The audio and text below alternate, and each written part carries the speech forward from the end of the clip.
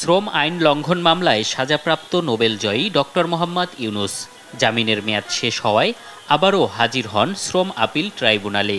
এ সময় মেয়াদ বাড়িয়ে স্থায়ী জামিন আবেদন করেন তার আইনজীবী। শুনানি শেষে ৪ জুলাই পর্যন্ত জামিন দেন আদালত। বারবার হাজিরা নিয়ে নিজেদের অসন্তুষ্টি জানান আইনজীবী ব্যারিস্টার আব্দুল্লাহ আল মামুন। কোর্ট মনে হয় অনেকটা নিরুপায় হয়ে আবার আগামী ৪-৭ তারিখে আমাদের পরবর্তী ডেট নির্ধারণ করেছেন, ওই দিন পর্যন্ত বেইল মঞ্জুর করেছেন।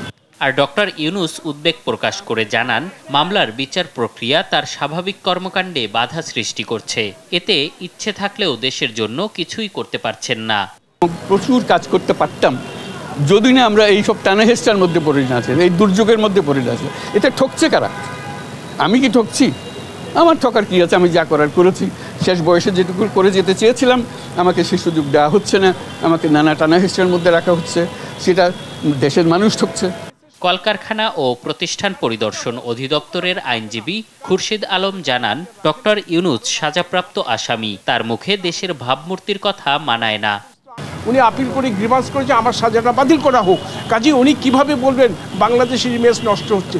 আর শ্রম আদালতের আইন ভঙ্গের জন্য ওনার বিরুদ্ধে মামলা হয়েছে, এটা তো আজকে নতুন না।